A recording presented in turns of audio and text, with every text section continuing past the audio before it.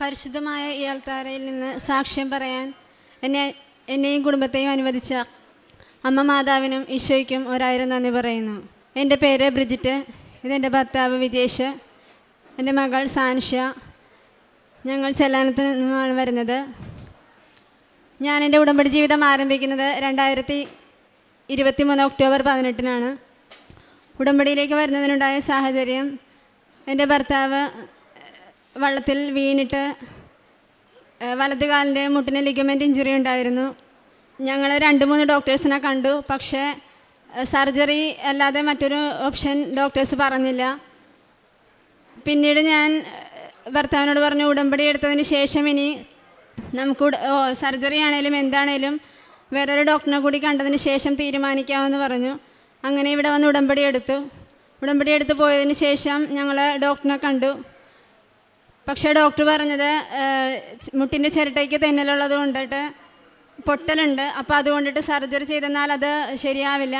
എന്തായാലും 3 മാസം മരുന്ന് കഴിച്ചതിന് ശേഷം നമുക്ക് അടുത്ത നടപടി എന്താണേലും ചെയ്യാം എന്ന് പറഞ്ഞിട്ട് റെസ്റ്റ് എടുത്താൽ മതിയെന്ന് പറഞ്ഞാണ് വിട്ടത്.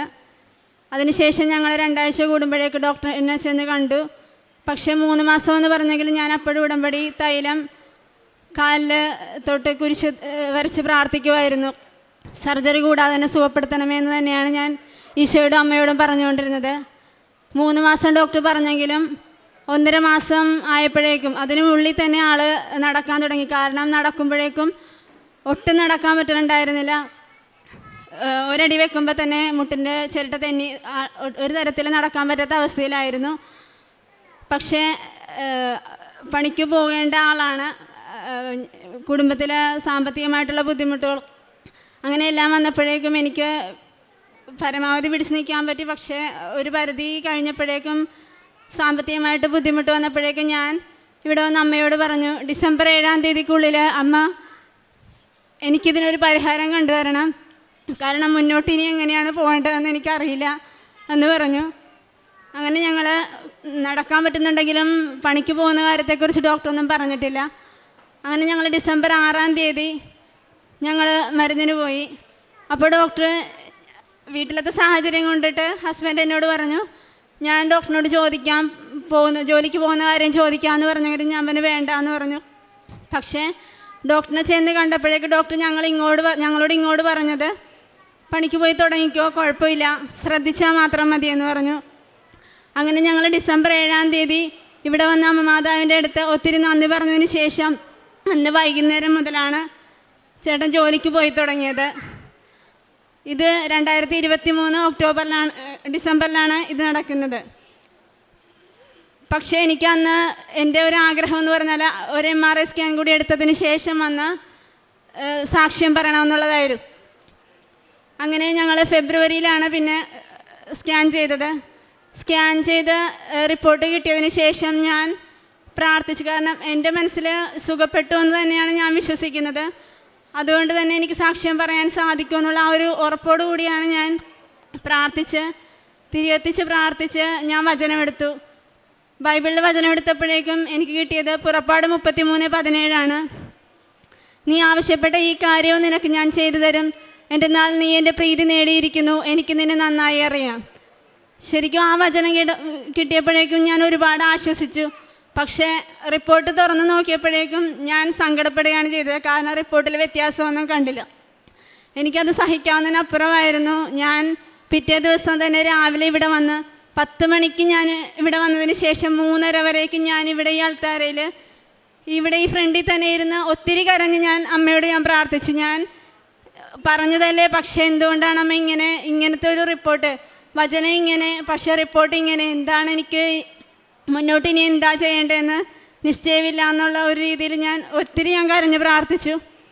അതിനുശേഷം ഇവിടെ നിന്ന് ഞാൻ വൈകിട്ട് പോകുമ്പോഴേക്കും ഇവിടെ ഈ കവാടം കടക്കുന്നതിനേക്കാൾ മുൻപ് എൻ്റെ ഉള്ളിൽ, കാരണം എനിക്ക് ഏറ്റവും വലിയ ഉള്ളിലിരുന്ന് ആരോ പറയുകയാണ്, നിനക്ക് ഏറ്റവും വലിയൊരു ഉറപ്പല്ലേ കിട്ടിയിരിക്കുന്നത്. കാരണം നീ ആവശ്യപ്പെട്ട ഈ കാര്യം ചെയ്ത് തരും എന്നുള്ളൊരു ഉറപ്പ് എനിക്ക് തന്നിട്ടുണ്ട്. അതെൻ്റെ ജീവനേക്കാളും വിലയുള്ള ഒരു ഉറപ്പല്ലേ എനിക്ക് തന്നിരിക്കുന്നത്. പിന്നെ ഞാൻ പേടിക്കുന്നത് എന്തിനാണ്? അങ്ങനെ ആ ഒരു ഇതിൽ പിന്നീട് മരുന്നൊന്നും ഞങ്ങൾ കഴിക്കുന്നില്ല. പണിക്ക് പോകുന്നുണ്ട്. ഞാൻ എപ്പോഴും ഈശോയോട് എപ്പോഴും പ്രാർത്ഥിക്കുന്നത്, എനിക്ക് സാക്ഷ്യം പെട്ടെന്ന് പറയണമെന്നോ അല്ലെങ്കിൽ പെട്ടെന്ന് തന്നെ സുഖപ്പെടുത്തി തരണമെന്നോ ഒന്നും ഞാൻ പറയുന്നില്ല. പക്ഷേ ഒരിക്കൽ പോലും സൂചി കൊണ്ട് പോലും ആ കാലുകളിൽ ഒരു ഒരു തുള്ളി പോലും ഒരിതും വരാനായിട്ട് അനുവദിക്കാതെ ഈശോ എപ്പോഴും സംരക്ഷിക്കണം. എനിക്ക് വേറെ ഒന്നും വേണ്ട. എന്തു തന്നെയായാലും എനിക്കിപ്പോൾ സാക്ഷ്യം സുഖപ്പെടുത്തി എന്നുള്ള റിപ്പോർട്ട് കിട്ടിയില്ലെങ്കിലും എനിക്കതിലൊന്നും എനിക്കൊരു വിഷയമില്ല. എങ്ങനെയായിരുന്നാലും എനിക്കതിൽ കുഴപ്പമില്ല. എൻ്റെ മരണം വരെ ഞാൻ ഉടമ്പടിയിൽ തന്നെ ജീവിക്കുള്ളൂ. പക്ഷേ എനിക്ക് ചേട്ടൻ്റെ കാലുകൾക്ക് വേറെ ഒരു ഇതും വരാൻ പാടില്ല. അത് മാത്രമേ ഞാൻ അമ്മയോട് എപ്പോഴും പ്രാർത്ഥിക്കാറുണ്ടായിരുന്നുള്ളൂ. എന്നും അന്ന് മുതൽ ഇപ്പം ഇന്ന് വരേക്കും ഞാൻ എപ്പോഴും പ്രാർത്ഥിക്കുന്ന ഉടമ്പടി തൈലം കുരിശ് വരച്ച് പ്രാർത്ഥിക്കും. അത് തന്നെയാണ് മരുന്ന്, അല്ലാതെ വേറെ ഒരിതും ചെയ്യുന്നില്ല. അതിനുശേഷം അതങ്ങനെ കണ്ടിന്യൂ ആയി മുന്നോട്ട് പോയി. ഇപ്പോൾ വേറെ പ്രശ്നങ്ങളൊന്നുമില്ലാതെ ആൾ ജോലിക്ക് പോകുന്നുണ്ട്. കുഴപ്പങ്ങളൊന്നുമില്ലാതെ ഞങ്ങളുടെ ജീവിതവും മുന്നോട്ട് പോവുകയായിരുന്നു. കാലിന് ഇങ്ങനെ ഒരു സൗഖ്യം നൽകിയ അമ്മയ്ക്കും ഈശോയ്ക്കും ഒരായിരം നന്ദി പറയുന്നു. ഇനി അതിൻ്റെ രണ്ടാമത്തെ സാക്ഷ്യം എന്ന് പറയുന്നത്, കഴിഞ്ഞ മാർച്ച് 2-ന് ചേട്ടൻ ഐസ് എടുക്കാൻ വേണ്ടിയിട്ട് ഐസ്ലാൻഡിൽ ജോലിക്ക് പോകുന്നതിന് വേണ്ടി ഐസ് എടുക്കാൻ പോയതാണ്. ഐസ് പൊടിക്കുന്ന മെഷീൻ്റെ ഉള്ളിൽ ഐസ് പൊടിച്ച് കഴിഞ്ഞതിന് ശേഷം പൊടി ഐസ് ഇങ്ങോട്ട് എടുക്കുന്ന സമയത്ത് വേറെ പൊടി ഐസ് ഇട്ടിട്ട മെഷീൻ ഈ ചേട്ടൻ ഐസ് എടുക്കുന്നത് ആ ഐസ് പ്ലാന്റിലത്തെ കൊച്ച് കണ്ടില്ല. അവൻ മെഷീൻ ഓൺ ചെയ്തു. കൈ അതിൻ്റെ ഉള്ളിലായിരുന്നു. ശരിക്കും ഐസ് പ്ലാന്റ് ആ മെഷീൻ്റെ ഉള്ളിൽ പോയെന്നാൽ കൈ കിട്ടുക എന്ന് പറയുന്നതിന് എന്തായാലും ഒരു വിരലിനെങ്കിലും എന്തെങ്കിലുമൊക്കെ സംഭവിക്കും. ആ രീതിയിൽ കിട്ടുകയുള്ളൂ. ഞാൻ ആ സമയം പള്ളിയിലായിരുന്നു, കുർബാനയ്ക്ക് പോയിരിക്കുമായിരുന്നു വൈകിട്ട്. ഞാൻ പള്ളിയിൽ തിരിച്ച് വീട്ടിലെത്തിയില്ല. വീട്ടിലെത്തണേക്കാളും മുന്നേ എന്നെ വിളിച്ചിട്ട് ഇടയ്ക്ക് ഞാൻ ഇറങ്ങി. ഞാൻ ചെല്ലുമ്പോഴേക്കും കാണുന്ന ചേട്ടനെ ആംബുലൻസിൽ കിടത്തിയിരിക്കുക. എൻ്റെ ജീവിതത്തിൽ ഞാൻ ആംബുലൻസിൽ കയറിയിട്ടില്ല. പക്ഷേ അതിൽ കയറി കഴിഞ്ഞ് കഴിഞ്ഞപ്പോഴേക്കും എൻ്റെ കയ്യിൽ ഉടമ്പടി തൈലമോ ഉപ്പോ ഒന്നുമില്ല. പിന്നെ എൻ്റെ കയ്യിൽ ഈ ജപമാല ഇരിക്കുന്നത് 13 വർഷമായിട്ടുള്ളതാണ്. ഞാൻ അമ്മയോട് പറഞ്ഞു, ഈ ജപമാല എൻ്റെ ഈ കാശ് രൂപത്തിൽ ഞാൻ ഇങ്ങനെ പിടിച്ചിട്ട് ഞാൻ അമ്മയോട് പറഞ്ഞു, എനിക്ക് വേറെ ഒന്നും ഇല്ല. ഞാനിപ്പോൾ പള്ളിയിൽ നിന്ന് നേരെ ഇങ്ങോട്ട് വരുന്ന വഴിയാണ്. ചേട്ടൻ്റെ കൈയിൻ്റെ അവസ്ഥ എന്താണെന്നൊന്നും എനിക്കറിയില്ല. കൈ മൊത്തം കെട്ടിപ്പൊതിഞ്ഞ് വെച്ചിരിക്കുകയാണ്. എന്താണെങ്കിലും ഒരു വിരലിൻ്റെ തുമ്പ് പോലും മുറിച്ച് കളയാൻ പറ്റരുത്. കാരണം ഒരു കുഴപ്പവും വരുത്താതെ ഇതേപോലെ തന്നെ തിരിച്ചു തരണം. ഞാൻ കാലിൻ്റെ കാര്യത്തിൽ ഞാൻ അമ്മയോട് ഞാനൊന്നും പറഞ്ഞിട്ടില്ല. അമ്മയ്ക്ക് ഇഷ്ടമുള്ളപ്പോൾ അത് സുഖപ്പെടുത്തിയാൽ മതി എന്നല്ലേ പറഞ്ഞിട്ടുള്ളൂ. പക്ഷേ ഇതെനിക്ക് ഒരു ഇതും വരുത്താതെ എനിക്ക് തരണമെന്ന് ഞാൻ അമ്മയോട് പറഞ്ഞു. അങ്ങനെ ഞങ്ങൾ ഹോസ്പിറ്റലിൽ അവിടെ ചെന്ന് കഴിഞ്ഞപ്പോഴേക്കും എനിക്ക് ചേട്ടനെ കണ്ട് എനിക്ക് ഒരു തരത്തിലും എനിക്ക് പിറ്റേ ദിവസം സർജറിയൊക്കെ പറഞ്ഞപ്പോഴേക്കും ഉൾക്കൊള്ളാൻ പറ്റുന്നുണ്ടായിരുന്നില്ല. എങ്കിലും ഞാൻ പ്രാർത്ഥിച്ചു. അങ്ങനെ ഡോക്ടർ, എൻ്റെ കസിൻസ് ഉണ്ടായിരുന്നു, അവരോട് പറഞ്ഞത് ചൂണ്ടുവിരലിൻ്റെ അവസ്ഥ എങ്ങനെയാണെന്നുള്ളത് നോക്കണം, പക്ഷെ അത് മിക്കവാറും മുറിച്ച് കളയേണ്ടി വരുമെന്നുള്ള ഒരു ഇതാണ് പറഞ്ഞതെന്ന് പറഞ്ഞു അവർ. ആ സമയത്ത് അവരെൻ്റെ അടുത്ത് പറഞ്ഞില്ല, ഇതെല്ലാം കഴിഞ്ഞതിന് ശേഷമാണ് പറഞ്ഞത്. പക്ഷേ പിറ്റേ ദിവസം രാവിലെ ഡോക്ടർ എന്നെ കണ്ടപ്പോഴേക്കും സർജറിക്ക് മുന്നേ ഡോക്ടർ കൊണ്ടുപോകുന്നതിനേക്കാളും മുൻപ് എൻ്റെ അടുത്ത് പറഞ്ഞു, വിരലിൻ്റെ കാര്യം നമുക്ക് നോക്കാം, പക്ഷേ ഞരമ്പിൻ്റെ കാര്യത്തിൽ നമുക്ക് ഉറപ്പില്ല. കാരണം ഞരമ്പിൻ്റെ കാര്യം സർജറിയുടെ ചെയ്യുമ്പോൾ മാത്രമേ നമുക്ക് പറയാൻ പറ്റുള്ളൂ എന്നാണ് പറഞ്ഞത്. എനിക്ക് അതുകൂടി കേട്ടപ്പോൾ എനിക്ക് ആകെ ബുദ്ധിമുട്ടായി. ചേട്ടന് 10 മണിക്ക് സർജറിക്ക് കയറ്റി. ആ നിമിഷം മുതൽ, അപ്പോൾ അതിന് മുന്നേ തന്നെ ഞാൻ ഞങ്ങൾ ഹോസ്പിറ്റലിൽ ചെന്ന് പിറ്റേ ദിവസമാണ് സർജറി ചെയ്യുന്നത്. അപ്പോൾ പിറ്റേ ദിവസം തന്നെ ഞാൻ അപ്പച്ചനെ കൊണ്ട് ഉടമ്പടി തൈലവും ഉപ്പും ഞാൻ വീട്ടിൽ നിന്ന് എടുപ്പിച്ചിരുന്നു. ചേട്ടനെ കൊണ്ടുപോകുന്നതിനേക്കാളും മുമ്പ് ഉടമ്പടി തൈലം നെറ്റിയിലും കയ്യിലും ഞാൻ കുരിശടയാളം വരച്ചു. ഉടമ്പടി ഉപ്പ് ചേട്ടൻ്റെ നാവിൽ തൊട്ട് കൊടുത്തിരുന്നു. അതിനുശേഷമാണ് സർജറിക്ക് ഞാൻ ചേട്ടനെ കൊണ്ടുപോയത്. ഈ സർജറിക്ക് കയറ്റുന്ന ആ നിമിഷം മുതൽ ഞാൻ 10 മണിക്ക് ചേട്ടനെ കൊണ്ടുപോയ ആ സമയം തുടങ്ങി റൂമിൽ ഞാൻ ഒറ്റയ്ക്ക്, ഞാൻ അപ്പച്ചനോട് പറഞ്ഞു, അപ്പച്ചൻ ഇങ്ങോട്ട് വരണ്ട, എനിക്ക് പ്രാർത്ഥിക്കണമെന്ന് പറഞ്ഞു. ഞാൻ ആ മുറിയിൽ എൻ്റെ ഫോണിൽ തന്നെ കൃപാസന മാതാവിൻ്റെ ഫോട്ടോ എടുത്ത് വെച്ചിട്ട് ഞാൻ അവിടെ മുട്ടിന്മേൽ നിന്ന് കൈവിരിച്ച് പിടിച്ച് ജപമാല ചൊല്ലുകയാണ് ചെയ്തത്. ഞാൻ അമ്മയോട് പറഞ്ഞു, എനിക്ക് വേറെ ആരുമില്ല, അമ്മ തന്ന ജീവിത പങ്കാളി തന്നെയാണ്, അമ്മ തന്നെ എന്താന്ന് വെച്ചെന്താ ചെയ്തു തന്നോളണം, എനിക്കൊരു കുഴപ്പം കൂടാതെ ചേട്ടനെ തിരിച്ചു തരണമെന്നാണ് ഞാൻ പറഞ്ഞത്. അങ്ങനെ ഞാൻ ജപമാല ചൊല്ലി കണ്ണടച്ച് ഇങ്ങനെ ജപമാല ചൊല്ലിക്കൊണ്ടിരിക്കുന്ന സമയത്ത് പെട്ടെന്ന് ഞാൻ കാണുന്നത്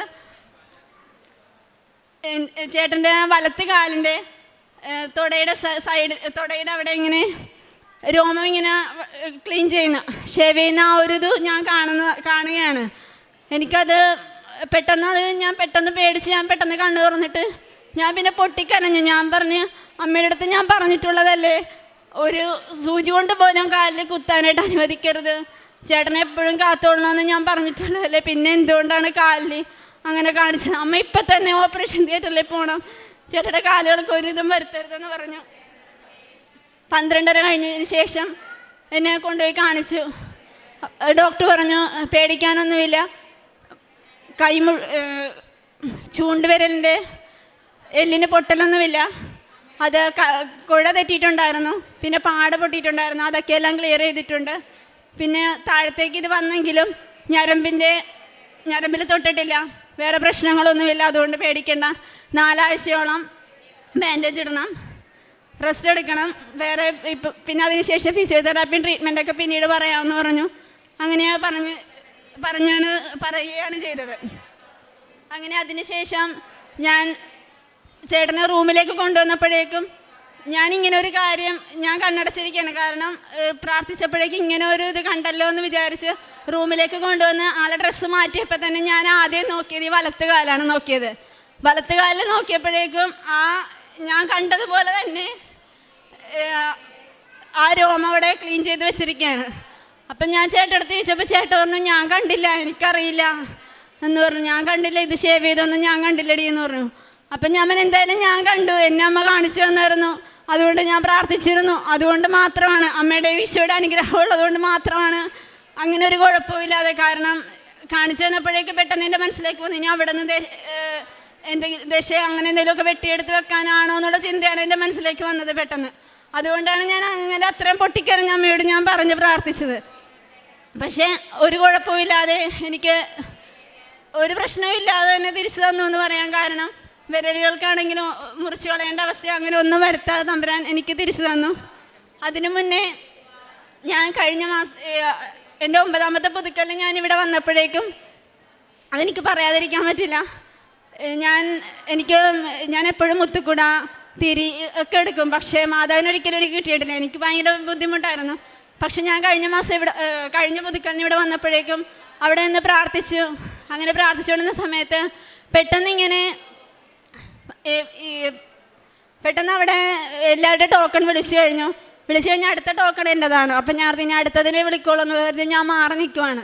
അപ്പോൾ അവിടെ നിന്നിട്ട് ഒരു ചേട്ടൻ വിളിച്ചിട്ട് പറഞ്ഞു, അമ്മയുടെ കൂടെ ചേർന്ന് നിൽക്കാനായിട്ട്, അമ്മയുടെ അടുത്ത് നിൽക്കാനായിട്ട് ഒരാൾ വേണം, അടുത്ത ടോക്കൺ നമ്പർ ഇങ്ങോട്ട് പോരെന്ന് പറഞ്ഞു. ഞാൻ ചെന്ന് ബാക്കിൽ നിന്നപ്പോൾ എന്നോട് പറഞ്ഞു, അയ്യോ ബാക്കിൽ നിൽക്കാനല്ല അമ്മ പറയുന്നത്, തൊട്ടടുത്ത് നിൽക്കാനായിട്ടാണ്, ചേർന്ന് നിൽക്കാനായിട്ടാണ് പറയുന്നത്. ശരിക്കും ആ വാക്കുകൾ അന്ന് എന്നെ ഒരുപാട് സ്പർശിച്ചു. ഞാൻ ഇവിടെ നിന്ന് പിന്നീട് ഞാൻ പോയപ്പോഴേക്കും അതിനുശേഷം ഈ ഹോസ്പിറ്റലിലായിരുന്ന സമയത്തും എല്ലാം ഞാൻ പ്രാർത്ഥിക്കുമ്പോഴേക്കും എൻ്റെ പ്രാർത്ഥനയിൽ ആദ്യമേ തന്നെ വരുന്നത്, അമ്മ എന്നെ കൂടെ ചേർത്ത് നിർത്തിയല്ലോ, അതുപോലെ എൻ്റെ മരണം വരേക്കും എന്നെ കൈവിടാതെ തന്നെ ചേർത്ത് നിർത്തിക്കൊള്ളണേട്ടാണ് ഞാൻ എപ്പോഴും പറഞ്ഞ് പ്രാർത്ഥിക്കുമായിരുന്നു. അതുപോലെ തന്നെ എന്നെ അമ്മ, എൻ്റെയും എൻ്റെ കുടുംബത്തെയും അമ്മ ചേർത്ത് നിർത്തി. ഇപ്പം എൻ്റെ ഭർത്താവിൻ്റെ കൈ കാണുമ്പോഴേക്കും അറിയാം, ഈ കൈയിൻ്റെ ഈ ഒരു വശം വരേക്കും ഇവിടെ വരെ വന്നിട്ടുണ്ട്. പക്ഷെ എന്നാൽ പോലും അത് ഞരമ്പിനെ തൊട്ടില്ല എന്ന് പറഞ്ഞാൽ അത് അമ്മയുടെ ഈശോയുടെ അനുഗ്രഹം അല്ലാതെ മറ്റൊന്നുമല്ല. കാരണം അമ്മ ഈശോയെ അനുഗ്രഹിച്ചത് കൊണ്ട് മാത്രമാണ് ഇന്ന് ഇവിടെ ഈ ആൾക്കാരിൽ വന്ന് സാക്ഷ്യം പറയാനായിട്ട് അമ്മ എനിക്ക് അനുവദിച്ചതിന് അമ്മയ്ക്കും ഈശോയ്ക്കും കോടാനുകോടി നന്ദി പറയുന്നു. പിന്നെ കാരുണ്യ പ്രവൃത്തികളായിട്ട് ഞാൻ ആഴ്ചയിൽ പൊതിച്ചോറുകൾ ഇങ്ങനെ കൊടുക്കാറുണ്ട്. ചിലപ്പോൾ 3-4 എന്നെക്കൊണ്ട് പറ്റാവുന്ന പോലെ. പിന്നെ സാമ്പത്തികമായിട്ട് സഹായിക്കാൻ എനിക്ക് പറ്റാവുന്ന പോലെ ഞാൻ അത് ജാതി അങ്ങനെയൊന്നും നോക്കില്ല, പക്ഷേ അങ്ങനെ എനിക്ക് കൊടുക്കാൻ പറ്റുന്ന സഹായം ചെയ്യും. പിന്നെ മാസത്തിലൊരു തവണ എൻ്റെ ഒരു കൂട്ടുകാരിയുണ്ട്, അവൾ ഉടമ്പടിയിലാണ്. ഞങ്ങൾ രണ്ടുപേരും ചേർന്ന് എരമല്ലൂർ ദിവ്യകാരുണ്യാശ്രമമുണ്ട്, അവിടെ 35ഓളം അമ്മമാരുണ്ട്. അവർക്ക് ഞങ്ങൾ തന്നെ ഭക്ഷണം ഉണ്ടാക്കി കൊണ്ടുപോയി കൊടുക്കും. ചില സമയത്ത് ഞങ്ങൾ പോകും, ചില സമയത്ത് ഞങ്ങൾ ഫാമിലി ആയിട്ട് പോകും. എല്ലാവരും കൂടി പോയി ഒരു ദിവസം ആ അമ്മമാർക്ക് വേണ്ടി അവരുടെ കൂടെ ഇരുന്ന് ഭക്ഷണം കഴിച്ച് അവർക്ക് വേണ്ടി ആ ഒരു ദിവസം ചിലവഴിച്ച് ഞങ്ങൾ തിരിച്ചു പോരും. അങ്ങനെയാണ് കാരുണ്യ പ്രവൃത്തികൾ മുന്നോട്ട് പോകുന്നത്. ആത്മീയ ജീവിതം, കുമ്പസാരം 2 ആഴ്ച, ചില സമയങ്ങളിൽ മാത്രം എനിക്ക് 3 ആഴ്ചയായി പോയിട്ടുണ്ട്. കുർബാന എനിക്ക് എന്നെക്കൊണ്ട് പറ്റാവുന്ന പോലെ എല്ലാ ദിവസവും തന്നെ സംബന്ധിക്കും. ഞായറാഴ്ച കുർബാന മുടക്കാറില്ല. കുടുംബ പ്രാർത്ഥനയിൽ പങ്കാളിത്തമുണ്ട്, വചനവായന ഉണ്ട്. ഇത്രയും അനുഗ്രഹങ്ങളെല്ലാം തന്ന ദൈവത്തിന് നന്ദി. പിന്നെ പ്രേക്ഷിത പ്രവർത്തനം, പത്രം എല്ലാ മാസവും വാങ്ങിച്ചിട്ട് ഞാനും എൻ്റെ മക്കളും കൂടിയാണ് എല്ലാ വീട് വഴികളിലും കയറി ഇറങ്ങി ഞങ്ങൾ കൊണ്ടുപോയി കൊടുക്കുന്നത്. ഉടമ്പടി ഉപ്പ് ഇട്ട് വിശ്വാസ പ്രമാണം ചൊല്ലി കുരിശടയാളം വരച്ചാണ് ഓരോ പത്രവും കൊണ്ടുപോയി ഞങ്ങൾ കൊടുക്കുന്നത്. ഈശോയ്ക്കും അമ്മയ്ക്കും 1000 നന്ദി. ഇനിയും മുന്നോട്ട് ഉടമ്പടിയിൽ തന്നെ ആയിരിക്കും എൻ്റെ മരണം വരേക്കും. അത് ഞാൻ അമ്മയോട് നേരത്തെ പറഞ്ഞിട്ടുള്ള കാര്യമാണ്. എൻ്റെ മരണം വരേക്കും ഉടമ്പടിയിൽ തന്നെ മുന്നോട്ട് പോവുകയുള്ളൂ.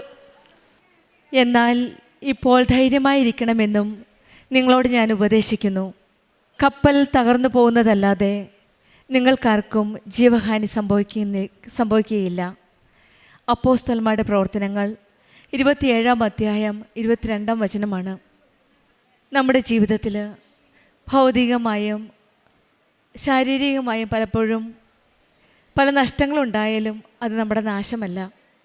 ഒരുപക്ഷെ സാമ്പത്തിക പ്രശ്നങ്ങളാവാം, ബന്ധങ്ങളിലെ പ്രശ്നങ്ങൾ, രോഗങ്ങളുമൊക്കെ ആവാം. പക്ഷേ വചനം പറയുന്നത് ദൈവം നമ്മെ രക്ഷിക്കുമെന്നാണ്. കഷ്ടതയിലും നാം നശിക്കില്ല എന്ന ഒരു വചനത്തിലുള്ള ഒരു ഉറപ്പാണ് നമുക്ക് തരുന്നത്. പരിശുദ്ധ അമ്മ കൃപാസന അമ്മയുടെ മധ്യസ്ഥതയിൽ ഉടമ്പടിയിലൂടെ നമുക്ക് ലഭിക്കുന്നത് ഒരു സംരക്ഷണവും പ്രത്യാശയുമാണ്. ബ്രിജിറ്റ് പത്രോസ് എന്ന മകളുടെ സാക്ഷ്യത്തിൽ തകർന്ന കപ്പൽ പോലെ ആ നിമിഷങ്ങളിൽ കടന്നുപോയ ഒരു ദൈവാനുഭവ സാക്ഷ്യമാണ്. കാരണം ഈ മകള് ഉടമ്പടിയിലാണ്. ആദ്യമായിട്ട് കൃപാസനത്തിൽ വരുന്നത് ഹസ്ബൻഡിന് വേണ്ടി പ്രാർത്ഥിക്കാനായിട്ടായിരുന്നു. വള്ളത്തിൽ നിന്ന് വീണ് കാലിൻ്റെ മുട്ടിലൊരു ലെഗമെൻസിൻ്റെ പ്രശ്നമുണ്ടായിരുന്നു. അത് സർജറി ചെയ്യണമെന്നാണ് ഡോക്ടർ പറഞ്ഞിരുന്നത്.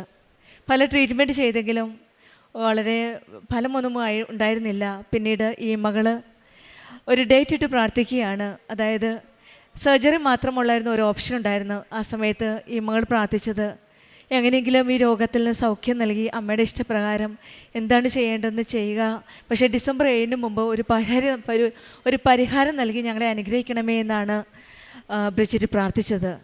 നമുക്കറിയാം, സമയച്ചുരുക്കത്തിൻ്റെ അമ്മ, സമയത്തിന് മേൽ അധികാരമുള്ള അമ്മ, സമയഘടികാരം നെഞ്ചിൽ ചാർത്തി കൃപാസനത്തിൽ ജീവനോട് പ്രത്യക്ഷപ്പെട്ട അമ്മയുടെ അരികിൽ വന്നാണ് ഈ മകള് ഡിസംബർ 7 എന്നൊരു ഡേറ്റ് ഇട്ട് പ്രാർത്ഥിച്ചത്. പിന്നീട് ഡിസംബർ 6-ാം തീയതിയാണ് ഈ മകൾ പിന്നീട് വീണ്ടും ഹോസ്പിറ്റലിൽ പോവുക. അപ്പോഴാണ് സർജറി വേണ്ട എന്ന് പറയുകയും പിന്നീട് ആ കാല് സൗഖ്യപ്പെടുകയുമാണെന്നാണ് ഈ മകൾ സാക്ഷ്യപ്പെടുത്തിയത്. പിന്നീടുണ്ടായിരുന്ന ഒരു വലിയ കഷ്ടതയുടെ സമയമാണ്. പക്ഷെങ്കിൽ ഈ ദുഃഖങ്ങളുടെ സമയങ്ങളിലും കഷ്ടങ്ങളുടെ സമയങ്ങളിലുമെല്ലാം അമ്മയോട് ചേർന്ന് നിൽക്കാനുള്ള ഒരു അനുഗ്രഹത്തിന്, ഒരു കൃപയ്ക്ക് വേണ്ടിയിട്ടാണ് ബ്രിജിറ്റ് പ്രാർത്ഥിച്ചുകൊണ്ടിരുന്നത്. ഒരു ആക്സിഡൻറ്റിൽ ഉണ്ടായിരുന്ന ഒരു മെഷീനിൽ വെച്ച് കയ്യിൽ മുറിവുണ്ടാവുകയും ആ മുറിവ് സാധാരണ രീതിയിൽ ഒരു ചെറിയ മുറിവ് ആകാൻ സാധ്യത കുറവാണ്. കാരണം ഒരു മെഷീനിലാണ്. അതെന്തും പ്രതീക്ഷിക്കാവുന്ന ഒരു ആക്സിഡൻ്റ് ആയിരുന്നു. പക്ഷെങ്കിൽ ഇവിടെ ഈ മകൾ ഉടമ്പടിയിലായിരുന്നു. ഉടമ്പടിയിൽ ഉറച്ച വിശ്വാസത്തോടെ പ്രാർത്ഥിച്ച് ഉടമ്പടി നിലകൊള്ളുന്ന ഒരു മകളാണ്, അമ്മയോട് ചേർന്ന് നിൽക്കുന്ന ഒരു മകള്. നമുക്കറിയാം, ഉടമ്പടി ജീവിതത്തിൽ നമ്മുടെ കൂടെ അമ്മയുടെ സാന്നിധ്യം എപ്പോഴും നമുക്ക് മനസ്സിലാക്കാൻ സാധിക്കും. ജീവിതത്തിൻ്റെ ദുഃഖത്തിൻ്റെ സമയങ്ങളിൽ തളരാതെ ധൈര്യത്തോടെ ജീവിതം മുന്നോട്ട് നയിക്കാൻ സാധിക്കുമെങ്കിൽ അത് കൃപാസനം ഉടമ്പടിയിലൂടെയാണ് നമുക്ക് ധൈര്യം കിട്ടുന്നത്. ഈ മകള് ആ നിമിഷങ്ങളിലൊക്കെ അമ്മയ്ക്ക് ഇഷ്ടമുള്ളതുപോലെ സുഖപ്പെടുത്തുക എന്ന് പ്രാർത്ഥിച്ച് ഉടമ്പടിയിൽ ആയിരുന്ന ഈ മകള് ഉടമ്പടി വസ്തുക്കളായ, നേർച്ച വസ്തുക്കളായ ഉടമ്പടി തൈലമാണ് ആദ്യം ഭർത്താവിൻ്റെ വലതുകാലിലുണ്ടായിരുന്ന ലെഗമെൻ്റെ സമയത്ത് ഉപയോഗിച്ചതും പിന്നീട് ആക്സിഡൻ്റ് സമയത്തും ഉടമ്പടി വസ്തുക്കളായ നേർച്ച വസ്തുക്കളായ കാശുരൂപവും ഉടമ്പടി തൈലവും ഉപ്പുമൊക്കെ ഉപയോഗിച്ച് വിശ്വാസ പ്രമാണം ചൊല്ലി പ്രാർത്ഥിച്ചതിൻ്റെ ഫലമായിട്ടാണ് ഈ മകന് ഒരു പ്രതീക്ഷയുമില്ലാന്ന ഒന്ന് വിചാരിച്ച കാര്യമായിരുന്നു. പക്ഷെങ്കിൽ അവിടെ ട്രീറ്റ്മെൻറ്റിൽ കൂടെ പെട്ടെന്ന് സൗഖ്യമാകാൻ സാധിച്ചു എന്നാണ് ഈ മകൾ സാക്ഷ്യപ്പെടുത്തുന്നത്. പക്ഷെങ്കിൽ ഇവിടെ കൂടുതൽ പ്രാധാന്യം നൽകുന്നത് ഈ വിഷമഘട്ടങ്ങളിലെല്ലാം ധൈര്യത്തോടെ മുന്നോട്ട് പോകുവാനായിട്ട് ബ്രിജിറ്റിന് സാധിച്ചു എന്നാണ്. ഉടമ്പടി മക്കളുടെ ജീവിതത്തിൽ വചനം പറയുന്നത് പോലെ ധൈര്യമായിരിക്കണമെന്നും നിങ്ങളോട് ഞാൻ ഉപദേശിക്കുന്നുവെന്നാണ്. കപ്പൽ തകർന്നു പോകുന്നതല്ലാതെ നിങ്ങൾക്കാർക്കും ജീവഹാനി സംഭവിക്കുകയില്ലെന്നാണ്. ജീവിതത്തിൽ ഭൗതികമായിട്ട് ശാരീരികമായിട്ട് പ്രശ്നങ്ങളുണ്ടാവാം, പക്ഷെങ്കിൽ അവയൊന്നും നമ്മളെ തകർക്കാനാവില്ല. കർത്താവിൻ്റെ കരങ്ങൾ നമ്മുടെ കൂടെയുണ്ട്, പരിശുദ്ധ അമ്മയുടെ സാന്നിധ്യം നമ്മുടെ കൂടെയുണ്ട്. അതുകൊണ്ട് ഈ പ്രശ്നങ്ങളിലും ബുദ്ധിമുട്ടുകളിലൊന്നും നമ്മെ തളരാതെ നമ്മളെ മുന്നോട്ട് നയിക്കുന്നത് ഈശോയും പരിശുദ്ധ അമ്മയുമാണ്. കൃപാസനം അമ്മയുടെ സാന്നിധ്യമാണ്. നമ്മുടെ ജീവിതത്തിലും ജീവിതത്തിലുള്ള കൊടുങ്കാറ്റിൽ ഭയപ്പെടാതെ ഉടമ്പടിയിൽ നിലകൊള്ളാനുള്ള കൃപയ്ക്കായി നമുക്ക് പ്രാർത്ഥിക്കാം. ജീവിതത്തിലെ എല്ലാ സാഹചര്യങ്ങളിലും ഈശോയുടെയും അമ്മയുടെയും ചേർന്ന് നിന്ന് അമ്മയുടെ കരങ്ങൾ പിടിച്ച് നമ്മുടെ ഉടമ്പടി ജീവിതം കൂടുതൽ തീഷ്ണതയോടെ, കൂടുതൽ വിശ്വാസത്തോടെ, വിശ്വസ്തയോടെ മുന്നോട്ട് നയിക്കുവാൻ ഈശോയും അമ്മയും നമുക്ക് കൃപ ലഭിക്കട്ടെ എന്ന് കൃപ ലഭിക്കുവാനായിട്ട് നമുക്ക് പ്രാർത്ഥിക്കാം. പരിശുദ്ധ അമ്മയുടെ മധ്യസ്ഥതയിൽ നമ്മെ ഓരോരുത്തരെയും സഹനങ്ങളുടെ സമയങ്ങളിൽ നമ്മെ ശക്തിപ്പെടുത്തുവാനുള്ള കൃപ നൽകണമേ എന്ന് പ്രാർത്ഥിച്ചുകൊണ്ടും ബ്രിജിറ്റ് പത്രോസിനും കുടുംബത്തിനും ലഭിച്ച ഈ വലിയ അനുഗ്രഹങ്ങൾ, അതായത് സഹന സമയത്തുള്ള ധൈര്യത്തിനും തകരാതെ മുന്നോട്ട് പോകാനുള്ള ആ ശക്തി ലഭിച്ച ആ നിമിഷങ്ങൾക്കുമായിട്ട് നമുക്ക് നന്ദി പറയാം. കരങ്ങളടിച്ച് ദൈവത്തെ മഹത്വപ്പെടുത്താം. യേശുവേ നന്ദി, യേശുവേ സ്തുതി, ആവേ മരിയ. അത്യപൂർവ ദൈവാനുഭവങ്ങൾ ഇനി നിങ്ങൾക്കും സ്വന്തം. ഈ യൂട്യൂബ് ചാനൽ ഇതുവരെ സബ്സ്ക്രൈബ് ചെയ്തിട്ടില്ലെങ്കിൽ ഇപ്പോൾ തന്നെ സബ്സ്ക്രൈബ് ചെയ്യുക. ഈ വീഡിയോ ഇപ്പോൾ തന്നെ നിങ്ങളുടെ സുഹൃത്തുക്കൾക്ക് ഷെയർ ചെയ്തുകൊണ്ട് കർത്താവിൻ്റെ പ്രേക്ഷിതരാകുക.